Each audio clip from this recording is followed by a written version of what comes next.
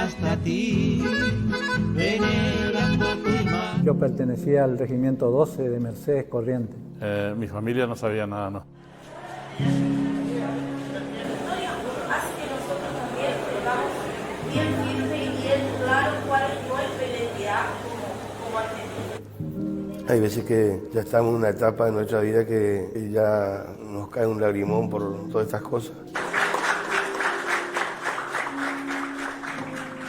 Interesante, muy importante de saber qué sentían, cómo vivían, qué pasaron, qué sufrieron. Bastante recomendable. El documental como tal, como testimonio, es una verdad histórica inapelable. ¿Por qué? Porque es la voz nada menos y nada más que de los que realmente son protagonistas de esa historia. Invalorable e innegociable la palabra de los chicos de Malvinas. Siguen siendo nuestros muchachos de Malvinas. Interesante, más aún estando los héroes, nuestros héroes presentes, contando sus vivencias. El contenido me pareció perfecto, o sea, mejor imposible. Ojalá todas las escuelas, no solo algunas, tengan la posibilidad de ver el documental y estar con las personas y poder hacer las preguntas, porque estoy segura que tienen miles.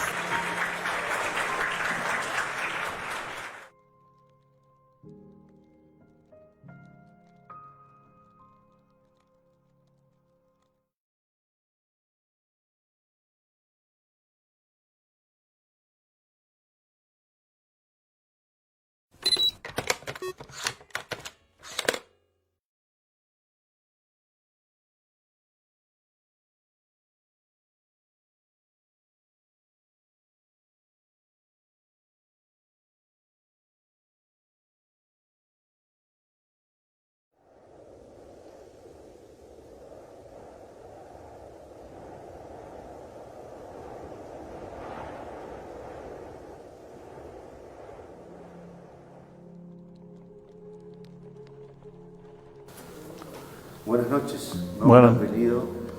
Sosa Ángel Daniel. Mi nombre es Luis Alberto Ayala. Mi nombre es José Ubaldo Martínez. Mi nombre es Antonio Arce. Tenía 18 años cuando fui a Malvinas. 19 años. Cuando fui a Malvinas yo tenía 19 años porque hice el servicio militar. Soy clase 62 y el servicio militar lo hice en el año 81, 1981. Yo ingresé a la Escuela de Mecánica de la Armada en el año 1980. Estuve haciendo el servicio militar obligatorio. Yo soy clase 63. Me tocó incorporación al Ejército Argentino por servicio militar obligatorio. Me tocó como destino el Regimiento de Infantería 4. Que está en Montecasero, provincia de Corrientes, y bueno, ese fue mi destino.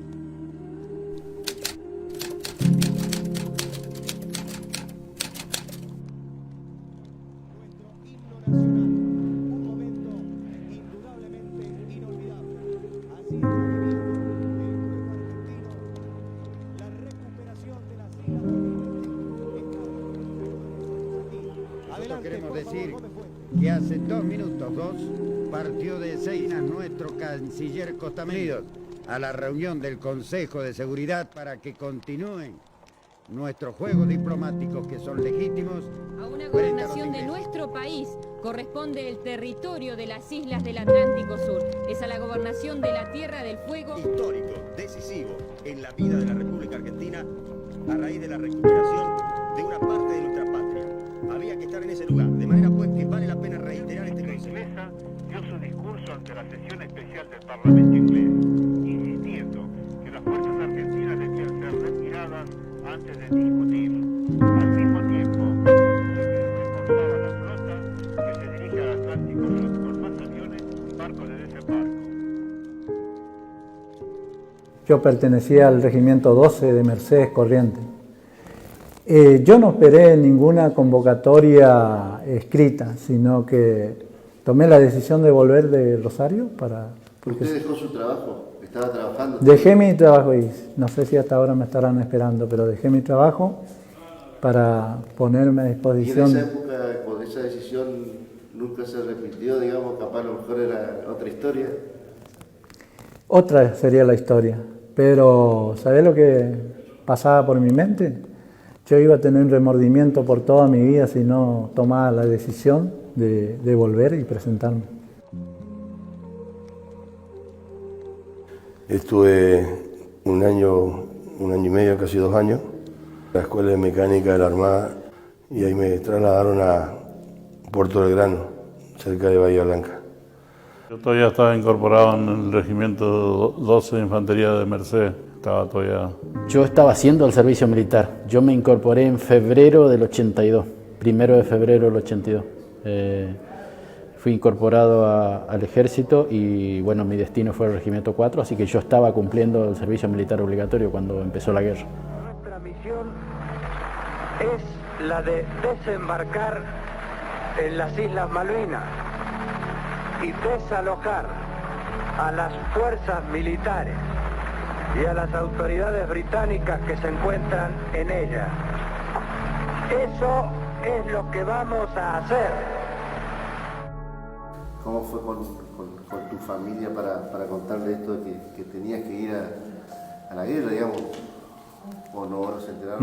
No se enteró nadie, porque viste que en ese tiempo no existía la telefonía que hay hoy, así que de paso nosotros de familia humilde no teníamos el teléfono tampoco de la casa, nada, así que no, mi familia no sabía nada, no supieron hasta que se enteraron por la televisión o por la radio, no sé, que decía que el regimiento 12 estaba en Malvinas.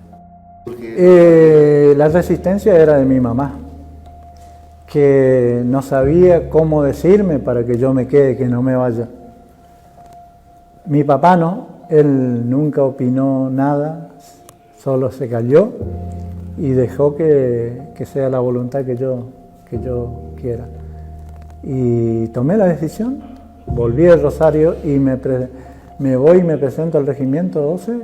Y bueno, ahí estaban todos mis compañeros ya preparándose para viajar al sur.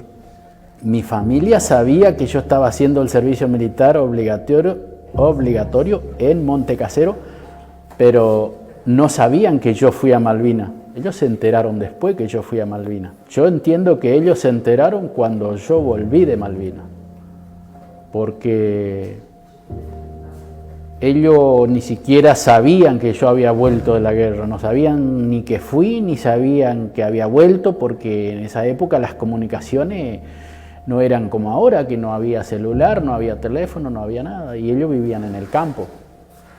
Vivíamos en el campo, yo vivía con ellos en el campo hasta que yo fui incorporado al servicio militar. Claro, yo ya estaba incorporado a la Fuerza Armada. Es obvio que me tenía que hacer cargo, digamos, presentarme ante las autoridades del buque, el capitán y bueno. ¿Y cuál era tu tarea dentro del buque? Mi tarea de combate fue la Santa Bárbara de proa. La Santa Bárbara es donde están todos los proyectiles. Los proyectiles eran grandes y ahí teníamos que poner en un ascensor y enviarlo para arriba para que el otro compañero que estaba arriba lo reciba y cargue en los cañones. Y el viaje fue algo, digamos, algo raro, como que decía, ¿será verdad esto o será mentira? Era como un sueño. Uno no caía todavía, porque yo, una semana antes, en la ciudad de Rosario, el 2 de abril, cuando se tomó las islas, la población se manifestó en el Monumento de la Bandera. Y yo también participé de esa manifestación en apoyo a la recuperación, sin pensar de que yo en pocos días más iba también a ser protagonista de esa historia, ¿no? Y mi rol de combate era radiooperador. ¿Qué era radiooperador? Era la sección de comunicaciones de la compañía Comando. ¿Fueron de Montecasero hasta Paraná también? De Mercedes hasta Paraná. De Mercedes. En tren fuimos hasta Paraná. Hicimos un vuelo de Paraná a Comodoro Rivadavia. Íbamos en los aviones en el piso, el más sentado no tenía asiento. Sí, el avión, que recordamos la imagen grande. Sí, ahí está.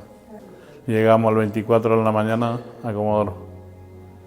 Y ahí estuvimos, nos dieron las camperas de abrigo, unos pasamontañas, guantes y antiparra.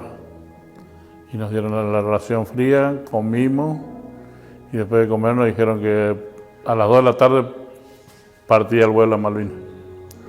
El viaje nosotros lo hicimos hasta Paraná en tren y desde Paraná tomamos un avión de Aerolíneas Argentinas, un avión enorme, sin asientos. Nunca viajé en avión, nadie viajamos en avión hasta ese momento, y bueno, y era algo nuevo, algo lindo, porque sabíamos que íbamos a defender nuestra soberanía. Ahí armamos las carpas en el aeropuerto, ahí al lado de la pista, y al otro día de llegado nos trasladaron a Caleta Olivia, en una escuela.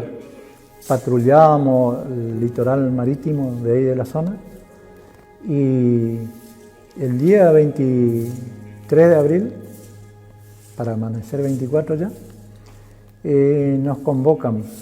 Nosotros íbamos ya a Río Turbio para hacer guardia en la frontera con Chile, porque en ese momento salíamos de un conflicto del año 78 con Chile. No había muy buenas relaciones, entonces el Regimiento 12 estaba destinado a cubrir la frontera con Chile. Bueno, nos dicen que tenemos que volver urgente a Comodoro Rivadavia. Una caravana de vehículos, de colectivos y camiones. Llegamos en el aeropuerto, nos hicieron pasar a la sala de espera. Cuando estuvimos ahí, adentro todos reunidos, nos dicen, bueno muchachos, acá tienen un lápiz, un papel, hagan la carta a su mamá, a su novia, a su papá, a quien quiera escribir, porque en esta noche viajamos a Malvinas y no sabemos lo que puede pasar allá. Algunos podemos volver, otros tal vez no volvamos nunca más. Yo aún conservo esa carta, porque mi mamá recibió esa carta que yo le escribí. Esa carta fue enviada desde la isla Malvinas. Recibieron ellos la carta diciéndole que yo viajaba a las Islas Malvinas, y mi mamá la conservó hasta su muerte, y desde ahí yo me hice cargo de esa carta, y bueno, hoy aún la conservo, la carta esa. Para mí es muy importante.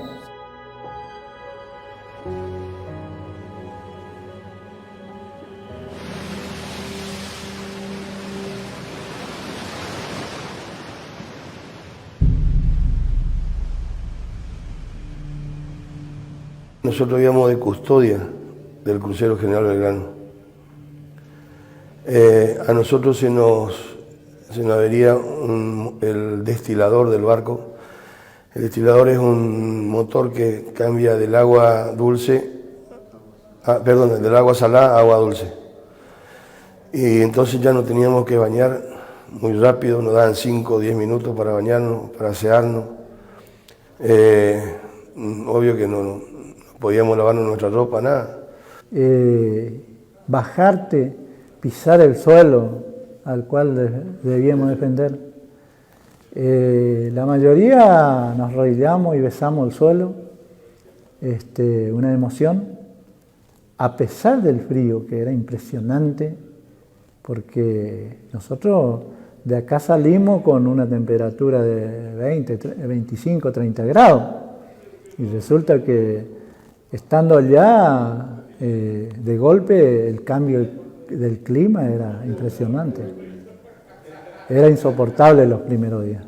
Hubo muchos pies de trinchera, se humedecían los pies, se mojaban los borceguíes, las medias, y empezamos a tener muchos problemas de pie de trinchera. Un día había una orden, al otro día había otra orden. Nosotros llegamos a Malvinas. La primera noche hicimos armamos carpas ahí a las afueras de Puerto Argentino, al costado del aeropuerto sería. Por ejemplo, yo cuando salía al campo, a la campaña, yo llevaba mi equipo aligerado atrás, que ahí llevaba el poncho, la manta, el el colchón, todo se hace como se desinfla, se hace toda una mochilita chiquita, así se lleva atrás, y yo mi mochila de la radio llevaba adelante. Llevaba un Thomson TRC-300, que se llamaba la radio mía. Si había algún problema de radio, de telefonía, nosotros íbamos hasta San Carlos, íbamos a veces caminando, recorriendo la línea.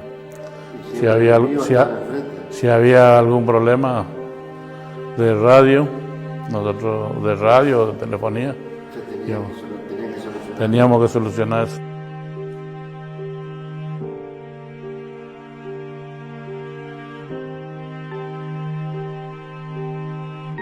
Y a veces íbamos a hacer por mantenimiento para cambiar, por ejemplo, los teléfonos que tenía para comunicarse entre grupo y grupo que estaban en las líneas, eran unos teléfonos con magneto y a pila. Lleva 2 pilas grandes, esa pila común de radio, 2 pilas grandes lleva ese teléfono y le da un magneto para llamarle a lo que está en otro lugar, en otra posición. Pero ese de ahí con cable, tiene que tener un cableado. Y eso todo íbamos a recorrer y hacíamos nosotros el mantenimiento a veces cuando se corría un cable. ¿Todo durante el conflicto? Ese era mi trabajo durante el conflicto y hasta que vine.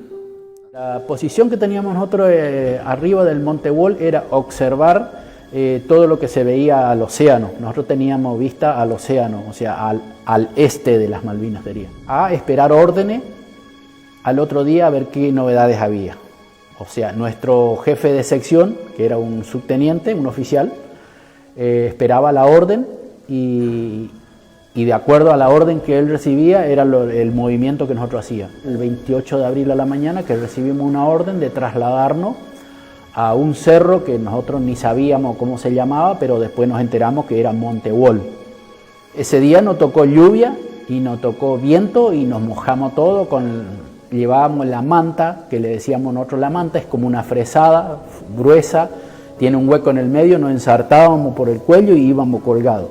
Esa manta se mojaba y no sabés lo que pesaba, era pesadísimo. Desde Puerto Argentino, cuando aterrizamos, nos pasaron a Monte Challenger.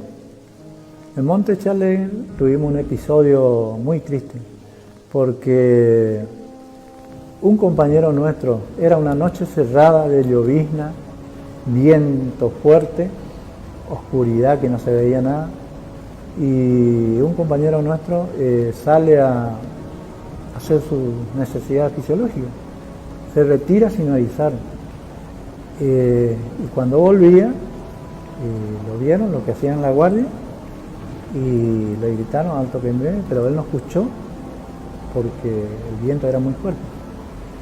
Y entonces se armó un tiroteo. Y bueno, lamentablemente cayó muerto este compañero. Ese es un episodio que la historia de la guerra no lo cuenta. No lo apellido Pérez de Mocoretá, Correntino. Este soldado fue, no sé si decir repatriado o no, porque yo creo que repatriar es cuando está en otro territorio. Pero este soldado fue traído al continente y actualmente él está sepultado en el cementerio de acá de Mocoretá. Bueno, ese episodio quería contarlo porque es importante que se sepa también, porque la historia casi no lo cuenta, yo no lo he leído en ningún lado casi. Y desde ahí nos pasaron a Darwin para ver al Ganso. Nosotros íbamos de custodia del crucero General Belgrano. El crucero no tiene sonar. El sonar es un radar que va debajo del barco.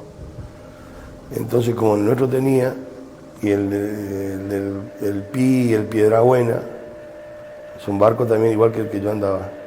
Estos ellos sí tenían. Entonces lo siguen ellos, el custodia. Pero era tan silencioso el motor del Conqueror que no pudieron detectar los sonares de los otros barcos. Por eso es que lo hundieron al crucero. Porque lo que ya tenían visto ellos, que el crucero tenía 121 bocanadas de fuego. El crucero se iba a instalar en el estrecho San Carlos para que no desembarque ningún inglés. Por eso que lo buscaron al crucero y no lo buscaron al portaaviones, porque el portaaviones es el buque más grande que tenía la Armada. Llegamos a Darwin el día 30 de abril, armamos las carpas en la cabecera de pista de los aviones Pucará y el 1 de mayo escuchamos la sirena, nos levantaron a todos a las 4 de la mañana. Nos dicen, bueno, hay que desalojar las carpas porque hay peligro, bombardearon en Puerto Argentino y bueno, y corremos riesgo de nosotros. Claro, nosotros estábamos cerca de la pista, en la cabecera, entonces lo lógico era abandonar ese lugar. Y así fue, nos alejamos a 200, 300 metros y esperamos como 2 o 3 horas. No pasaba nada, entonces volvíamos a retirar ya las carpas. Y en ese momento aparecen 3 aviones Harrier detrás de una montaña. Es como que subieron y se suspendieron hacia abajo. Bueno, pensamos que eran aviones propios, así que nadie reaccionó, así le tiraron un tiro, digamos. Y cuando vimos que los aviones se suspendieron sobre la pista, arriba de los aviones, el avión Harrier es un avión que tiene la capacidad de suspenderse como el helicóptero. En ese momento había aviones ya que estaban carreteando porque eran blancos fijos, entonces despegaron la mayoría de los aviones Pucará.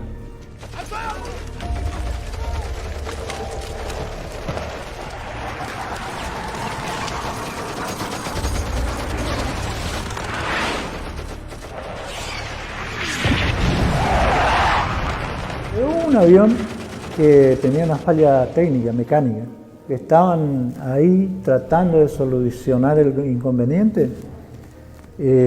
Bueno, en ese momento viene el avión, se suspende y lanza las bombas.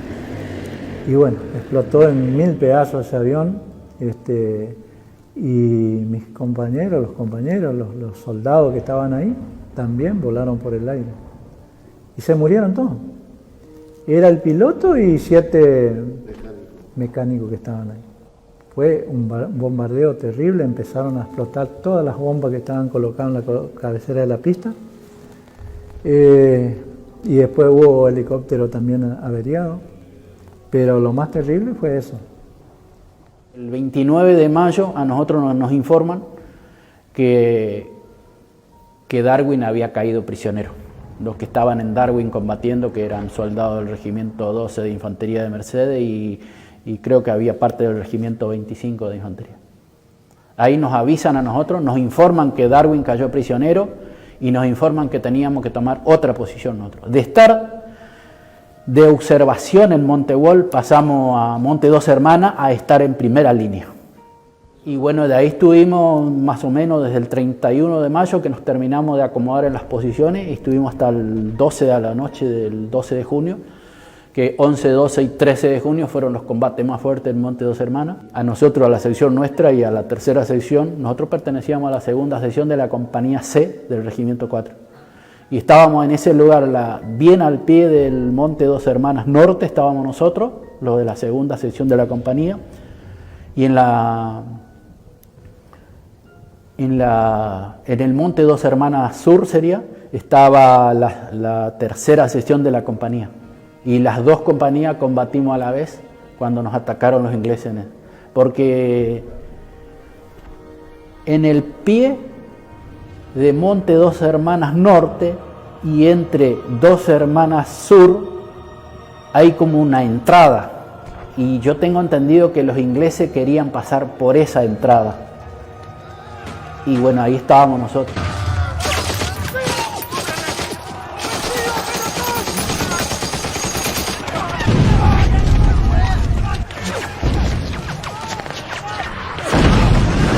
La sección de la compañía, que era la segunda sección de la compañía, éramos entre 48 y 50. Y la otra sección, que estaba también en el Monte Dos Hermanas Sur, también aproximadamente 50 soldados, o sea que éramos alrededor de 100 soldados que combatimos esa noche. Nosotros nos resistimos, sí, o sea, es lo que se peleó. Ellos solamente por tierra, ¿no? Ellos por tierra, pero tenían mucha artillería, nosotros no teníamos apoyo de artillería en esa noche, no tuvimos apoyo de artillería nosotros. No, o sea, en el combate nuestro de las dos secciones de nuestra compañía no tuvo apoyo de artillería, en ese combate. Ellos nos atacaron de noche, yo sé que hubo combates de día, pero el combate nuestro fue de noche y dicen que ellos tenían visión nocturna. Sí. Nosotros veíamos todo por momentos ellos tiraron bengala para iluminar la zona y seguramente nos vieron a nosotros o por lo menos veían el lugar cómo desempeñarse seguramente. Nosotros entramos a combate porque fuimos a la primera línea a llevar una radio, que estaba un teniente necesitaba una radio, que se le había descompuesto, se le terminó la batería de la radio de él y se quedó incomunicado a donde desembarcaron. Para esquivar, para no ir por la altura donde le dábamos mucho más posibilidad al enemigo que nos vean, íbamos por las hondonadas, por las partes bajas. Y fuimos por la derecha por abajo y ahí subimos. Cuando subimos arriba del cerro, vimos movimientos de soldados abajo en el pie del cerro y nosotros creíamos que eran nuestros y nos encontramos con los ingleses ahí a 700 metros, 500 metros. Nos pegaron una tiroteada ahí. Me acuerdo que en el piso levantaban las ametralladoras y nos replegamos para abajo otra vuelta. Cuando llegamos abajo del monte, estaban nuestros compañeros ya ahí, ya habían replegado ya. Y ellos le estuvieron ahí. Entregamos la radio, nosotros el que teníamos que entregar y ya nos replegamos de vuelta al puesto comando. Y ellos quedaron ahí haciéndole fuerza al enemigo ahí. Ese era el 28 en el día. El 28 de la noche allí fue el ataque tremendo, era cañones, cañoneo y nosotros tomamos nuestras posiciones fuera del pueblo y ahí estábamos nosotros en nuestras posiciones y era una lluvia de proyectiles trasantes y de cañonazos. Y yo siento en ese momento cuando estaba ahí, yo sentí que venían los ingleses, yo sentí la conversación de los ingleses y en ese momento viene un cabo de comunicación, venía corriendo por detrás de la línea, o sea, por donde estaba yo sería, y me avisa. Y yo le dije que sí, y entonces yo me di vuelta y me iba a arrastrar para mi posición, para donde estaban mis otros dos compañeros, y ya no me dio tiempo, porque ya el subteniente ya había dado la orden de juego libre, y ahí ya se armó una explosión, fue porque tiramos todo prácticamente el mismo tiro al mismo tiempo. Y bueno, ahí ya reventó las municiones de los ingleses, ya empezó el tiroteo y yo mientras podía me quería ir arrastrando, me arrastré hasta mi posición porque yo tenía 4 cargadores nada más conmigo ahí, 4 cargadores de 20 tiros. Y cuando termino de llegar a mi posición me quedo sin munición y a uno de mis compañeros yo lo veo salir, cuando estoy llegando a mi posición yo lo veo salir a él. Él había escuchado la orden de repliegue del jefe nuestro, que nos teníamos que retirar. Yo no escuché la orden. Y entonces me meto en la posición, y cuando me meto en la posición estaba mi otro compañero, que era Sergio de Fan, que me acuerdo bien de él, y él me dice, Arce, metete adentro, me decía. Adentro de la posición teníamos una buena roca delante nuestro, así que nos tapaba todas las municiones a nosotros. Y cuando yo me meto adentro le pido a él los cargadores de él. A él se le había trabado el FAL de él, no le funcionaba el FAL. Y él me tira los cargadores míos de una punta a la otra, porque él estaba en la otra punta de la posición, eran 2 metros ahí al lado. Sí, me pasa las municiones. Y él me dice, Arce, tirame los cargadores vacíos. Y yo le tiro los cargadores vacíos y él me va cargando. Y ahí yo puedo seguir combatiendo. Ya en la posición era el único que yo quedé. Y en ese momento suena una explosión tremenda. Cae una bomba. Al lado de mi posición salíamos por un hueco y al lado de mi posición, tal cual como está esta pantalla acá, había una roca. Y yo a mi compañero lo veo, al que había salido de la posición, lo veo que dobla por detrás de la roca. Y yo siento una explosión. Cae un proyectil detrás de la bomba, de la piedra, de la roca. Y yo siento que levanta la tierra. Prácticamente me tapa a mí en tierra también, porque yo había salido afuera de la posición. Y yo me arrastro y me doy vuelta para buscarlo a él y no lo encuentro. Yo me imaginé que él estaba destrozado ahí, pero se ve que ya se había corrido en ese momento de ahí. Y no zafó porque yo después lo encontré a él, lo encontré vivo a él. Y no, y me vuelvo a meter, cuando yo no lo encuentro a él, yo me vuelvo a meter en la posición y sigo tirando. Había una roca y ya quedábamos poco tirando, habían 2 o 3 fales nomás y la ametralladora nuestra, que yo lo tenía, la ametralladora que apoyaba a la sección nuestra, que apoyaba a los tiradores de FAL, yo era uno de los tiradores de FAL, la ametralladora que nos apoyaba a nosotros, seguía tirando, y una de las ametralladoras inglesas le descarga una ráfaga completa a la ametralladora nuestra, y yo en ese momento termino de colocar un cargador en el FAL y le descargo todo el cargador a la ametralladora inglesa que le estaba atirando a la ametralladora nuestra. ¿Le diste a la ametralladora inglesa? A la ametralladora inglesa, que como apoyándole a mi compañero de la ametralladora, que lo tenía arriba, yo un poco más arriba, unos 3 metros más arriba mío, a mi derecha. Faldábamos de esa forma, entonces cuando él le descarga a la ametralladora nuestra, yo le descargo el cargador entero a la ametralladora esa. Y cuando le descargo el descargador a la ametralladora inglesa da vuelta para mí. Yo estaba sacando la mitad de la cara acá a la roca, tirando, y cuando la ametralladora yo veo que gira la ametralladora, porque ellos tiraban con bala trazante. La bala trazante sale como una lucecita chiquitita, la luz de un cigarrillo, así más o menos para que tengas una idea. Y da vuelta la ametralladora hacia nosotros, hacia mí sobre todo, y pegan en la descarga entera de la ametralladora, pegan la roca que yo me estaba cubriendo. Yo alcancé a sacar la cara así y pasaron las municiones por acá. A 5 centímetros de mi cara pasaron las municiones esas de la ráfaga. Sí. Y ahí mi compañero que estaba adentro me pide que no tire más yo. Y yo le digo, todavía me queda, y empiezo a contar los cargadores y buscábamos municiones y me quedaban, no sé, 10 tiros me quedarían. No tenía más prácticamente municiones. Y ahí terminó prácticamente mi combate, porque ya los ingleses estaban cerca, ya los ingleses estaban a 50 metros más o menos, ya la ametralladora esa que tiró me habrá tirado de 50 metros, de 40 metros, ya era cerquita, ya para la clase de arma que estábamos usando para combatir era prácticamente encima.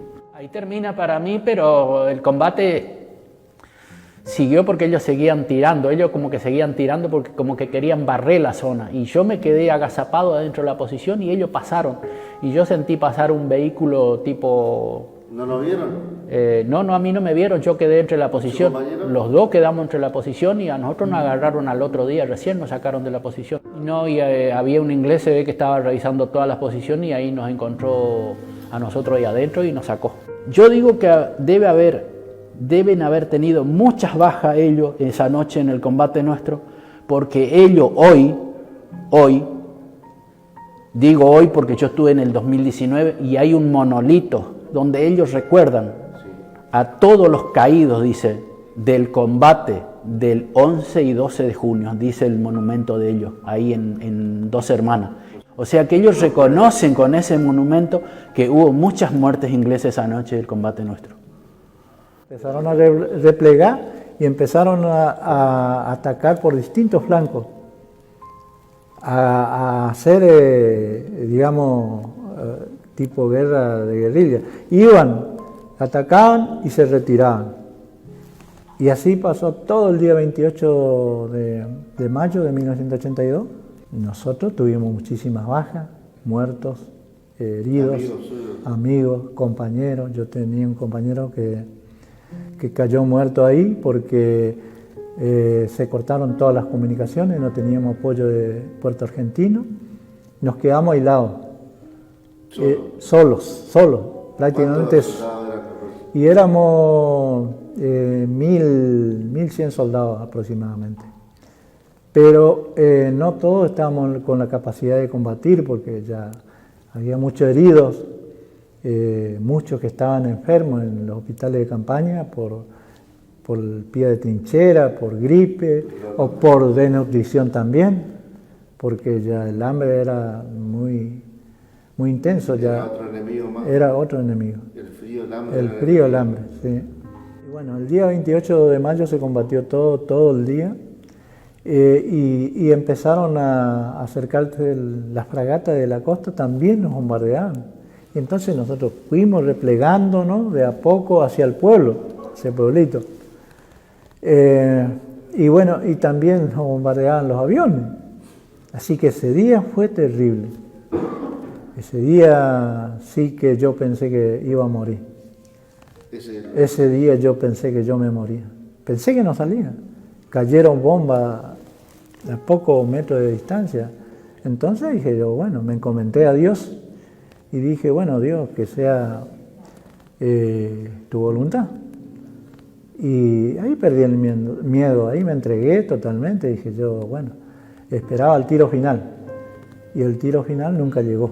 28 para amanecer 29, estábamos todos rodeados ya. Y nos dieron un ultimátum de que si en 5 horas no nos entregamos, ellos iban a hacerle un ataque masivo y directamente nos iban a matar a la mayoría. Entonces, con buen tino, nuestro jefe del regimiento tomó la decisión. Al otro día vimos la bandera blanca ya en el mástil de ahí del pueblo y bueno, y la bandera inglesa, así que eso también fue muy triste para nosotros. Y bueno, nos habló el jefe del regimiento, nos reunió en un lugar, nos dijo que él tomaba la decisión, muchos no querían rendirse, pero él tomaba la decisión, se hacía responsable de rendir y de las consecuencias que podía acarrear ante la justicia militar. Bueno, ahí terminó para nosotros la guerra, nos terminamos, hicimos destrucción del armamento. Yo era tirador de FAP, que me olvidé, no comenté. Bueno, nos dijeron que destruyamos todo el armamento, sacamos todas las piezas móviles de los fusiles o los cañones o los vehículos que había ahí. Y bueno, se inutilizó todos los elementos que había ahí. Nos tomaron prisioneros, nos llevaron a un corral de ovejas. Ahí permanecimos de 3 a 5 días. De ahí nos trasladaron a San Carlos, donde tenían su base ellos, donde se embarcaron. Frío, mal abrigado, todavía no nos daban de comer, ellos todavía nos tiraban las galletitas que encontraron que había de lo nuestro allá. Entonces nos tiraban por arriba del alambrado como animales. Y nosotros nos peleábamos como animales ahí para tratar de agarrar una galletita. Eso fue lo más triste también. Nosotros tuvimos 6, 7 días en un galpón ahí en mismo Darwin, en un galpón de ovejas. Ahí nos encerraron. Hasta que Y ahí empezó la Cruz Roja a hacerse cargo de nosotros. Y después nos sacaban de grupo ahí. A mí me tocó 2 veces salir en grupo a juntar los cadáveres nuestros, de los compañeros nuestros. Y esa fue la parte más complicada porque por ahí encontramos compañeros muchos amigos conocidos, sí, que estuvimos juntos ahí. Encontramos varios compañeros.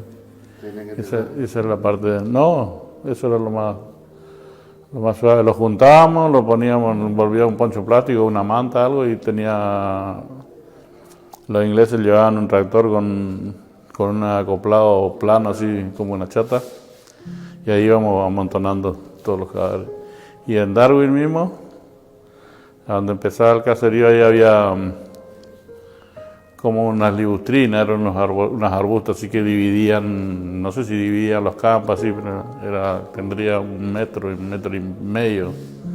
Y ahí le amontonábamos todo, poníamos todos los cadáveres. Es tremendo, yo hasta hoy me acuerdo y veo cómo estaban congelados, porque ya habían empezado a nevar hace un tiempo. Había un poco de nieve así ya en el piso. Y lo que sí estaban bien congelados, bien duro. Estaban y los amontonadas así, eso me daba pena. Decía, yo no puede ser que a un ser humano lo tengamos que poner así. Y después los cargaron todo otra vez de ahí y los llevaron a donde hicieron el cementerio, donde le hicieron la fosa común. 2 balsas rescatamos nosotros. Los muchachos estaban muertos de frío, hambre, porque ya hacían 2 noches ya que estaban a la deriva. Y ahí nos contaron ellos de que para calentarse ellos dentro de la balsa, se orinaban encima para que le dé calor y se amontonaban así entre ellos para que le dé calor, entre todos, porque no había forma de calmar el frío. Durante las largas noches. Sí, encima de largas noches, porque ahí en la parte del sur ya de noche seguía, a las 5 o 6 de la tarde ya. Yo estuve prisionero desde el 13 de junio que caí prisionero y estuve prisionero hasta el día 19 de junio que desembarcamos en Puerto Madryn. Llegamos en el regimiento, estuvimos hasta el 8 de julio. El 8 de julio nos largan de vacaciones a nosotros de licencia por 15 días. Y yo llego a mi casa el día 9 de julio. Sí. Yo soy de un paraje acá, vivía en ese entonces en un paraje acá de Cuchilla, que usted debe conocer Cuchilla. De acá del centro de esquina, el veterano que más lejos está soy yo. Salimos de Montecasero a la mañana haciendo dedo, viajé haciendo dedo, nos trajeron. ¿Ningún tipo de ayuda? No teníamos, o sea, lo único que teníamos era pasaje en tren, pero el tren acá esquina de Montecasero no tenía, únicamente a Curuzú. Me pareció que era más fácil venir a dedo, a la salida de Montecasero me alzó una camioneta, me trajo hasta Colonia Libertad, Colonia Libertad me alzó un auto, me trajo hasta Curuzú, y de Curuzú me trajo un camión que salió de ahí de Curuzú y me dijo que venía hasta esquina, y me bajó acá en Cuchilla, a unos 17 kilómetros de mi casa. Y cuando me bajo ahí era un almacén, me bajo ahí y había un vecino de casa que estaba haciendo compra en el almacén, tenía una camioneta. A lo mejor lo conoce usted a Quití Almirón, que tiene un tractorcito acá. Bueno, él tenía una camioneta, estaba ahí en el almacén comprando y él me llevó hasta frente a mi casa. Me bajó en la puerta del camino de la ruta provincial ahí, me bajó en la puerta de la ruta y ahí me fui caminando a mi casa. Y cuando salgo de mi casa, cuando bajo y para irme a mi casa, digamos ahí, venía en la bicicleta uno de mis hermanos para abrirle la puerta de la chacra, digamos, a mi papá para salir, que dice que se iban a Montecasero a preguntar qué era de mi vida porque ellos no sabían qué es lo que pasaba. ¿Y usted llegaba? Sí, yo estaba llegando. ¿Qué momento? Sí, así fue. Así que bueno. Y nos pasaron a un buque de transporte que se llamaba Norland. Y en ese emprendimos el regreso hacia Montevideo. El viaje duró 5 días más. Nos buscaron ahí otro barco argentino que nos estaba esperando ahí a 50 metros. Nosotros veníamos, yo en mi caso, agradecido a la fe que me inculcó mi mamá y con esa ansia de volver y el abrazo con mi mamá. Bueno, llegamos al puerto de Buenos Aires y nos recibieron fríamente las autoridades militares. Nos hicieron esperar en el río hasta que oscurezca para poder desembarcar. No quería que nadie sepa que nosotros habíamos llegado. En unas calles oscuras ahí estaban todos enfilados los colectivos con los que nos iban a trasladar hasta Campo de Mayo, hasta la escuela de Sargento Cabral. Ordenaron desembarcar y automáticamente a los colectivos. No había nadie. Entramos a los colectivos, las ventanillas todo cerrado para que nosotros no veamos y que nadie nos vea que habíamos llegado. Llegamos a Campo de Mayo y nos tuvieron una semana ahí para tratar de recuperarnos un poco porque estábamos muy débiles, muy desnutridos, perdimos mucho peso, entonces nos tuvieron sí, nos tuvieron ahí una semana. El 14 de junio nos enteramos que bueno, cayó Puerto Argentino, así que bueno, una tristeza enorme también, porque en el camino quedaron muchísimos muertos, muchísimos héroes que entregaron su vida y decíamos, y realmente nos sentimos derrotados. El día 19 de junio embarcamos para Mercedes, ya el regimiento completo, en tren. Un viaje larguísimo, veníamos parando en cada estación, la gente salía porque se informó que el tren del regimiento de Mercedes venía. Entonces en cada ciudad la gente salía, Lo recibía bien. Le agradecía. agradecía. Y bueno, el 20 de junio llegamos a Mercedes, el Día de la Bandera. En Mercedes explotaba la estación, el pueblo entero esperando ahí en la estación, pero a nosotros no nos permitieron bajar de ahí del tren. Llegó el tren para saludar a nosotros desde la ventanilla y el pueblo enloquecido esperándonos. Qué emocionante. Yo tengo un video de esa época, de ese momento. Y justamente ahí estaba la madre y el padre de mi compañero que murió en Malvinas. Pero no tuve el valor yo de decirle... ¿Pero porque no sabían? Yo sabía ya que murió. Pero ellos no. Ellos no sabían. Ellos esperaban a su hijo ahí. Claro, pues. Y bueno, le dijeron que él todavía quedó allá en Malvinas, que él todavía no vino. Pero yo ya sabía que había muerto. Tuve la suerte de volver en el año 2018. Llegué al cementerio de Darwin nuevamente. Ahí yo me quebré. Encontré la tumba de mi compañero y bueno, me tiré. Le pedí perdón por no tener el coraje de ir a hablar con los padres en su momento cuando los padres vivían. Ellos ya no vivían. Me descargué esa mochila de ir y decirle a él disculpame o perdoname porque no tuve el coraje de ir a contarle del valor que tuviste. Un poco de vergüenza después cuando vinimos al continente para contar lo que era ver que estaban bajando la bandera y subiendo la otra bandera. Yo, en opinión personal, eso. Creo que mayormente fue por ignorancia de la sociedad, porque la gente ignoraba lo que pasamos, ignoraba lo que se vivió allá, porque nunca le mostraron a ellos. Si se mostraba de principio, creo que no iba a tener una aceptación. Aparte nos escondieron a nosotros. Nosotros teníamos al enemigo inglés con superioridad física, mental y material. Y después teníamos el otro enemigo que era el hambre, la incertidumbre y el frío. Que no se olvide, que exija a nuestra clase política, a los que nos mandan, a los que nos están mandando y a los que vienen, que exigirle que no se olvide, que se muestre esto que pasó para que con su estudio, para que se pueda reclamar por la vía diplomática, porque la guerra ya sabemos que no es, porque el que dice que gana la guerra no gana, pierde. Todos pierden en la guerra, porque nosotros nos quedaron 649 compañeros ya, pero a ellos también le quedaron. Entonces perdimos los dos. Yo no creo que hayamos perdido.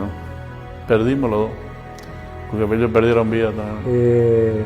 Nosotros pensábamos, nos decían que nosotros por ser veteranos de guerra, el Estado nos iba a auxiliar, nos iba a dar trabajo. Íbamos a tener contención y lamentablemente cuando volvimos de Malvinas eso no lo tuvimos. Con el tiempo creo que la sociedad fue cambiando su mirada hacia los combatientes de Malvinas, porque nosotros después de muchos años empezamos a hablar, a contar todo lo que pasó ahí. Y la sociedad, creo que nosotros acá en Espina nos hacen sentir bien, nos hacen sentir reconocidos. Muchos dicen que nosotros heredamos la sangre del general San Martín. Puede ser que lo sea, pero hicimos lo que pudimos con lo poco que teníamos y dimos todo. Y muchos dieron la vida. Hemos jurado la bandera, defenderla hasta perder la vida, y muchos lo dieron. Hay veces que ya estamos en una etapa de nuestra vida que ya nos cae un lagrimón por todas estas cosas. Y más por lo que ya son 40 años y muchos amigos se fueron, ¿viste?